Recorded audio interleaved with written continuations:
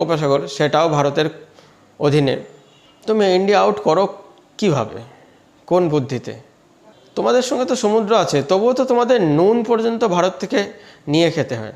মনে করো 1971-এর কথা, যাও ভুলে যাও, 1971 ভুলে যাও। ভারত তোমাদেরকে কি সাহায্য করেছিল ভুলে যাও, আজকের কথা ভাবো। তোমাদের প্রধানমন্ত্রী শেখ হাসিনা বলছেন, যারা ইন্ডিয়া আউট স্লোগান দিচ্ছেন তারা তাদের ঘরে গিয়ে তাদের বউদের যে কখানি ভারতীয় শাড়ি আছে সেইগুলো রাস্তায় ফেলে পুড়িয়ে দেখাক দেখি, তাহলেই বুঝবো যে ইন্ডিয়া আউট স্লোগান সার্থক।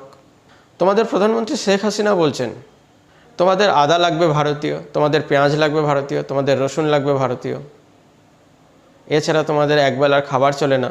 তোমরা ইন্ডিয়া আউট স্লোগান দিচ্ছ। আরে ভাই, তোমাদের বিল্ডিং নির্মাণের জন্য যে বালির দরকার হয়, স্টোন চিপসের দরকার হয়, তাও ভারত থেকেই যায়। তোমাদের স্টোন চিপস নেই, বালি নেই, নুন নেই, তাতে তোমাদের এত কথা।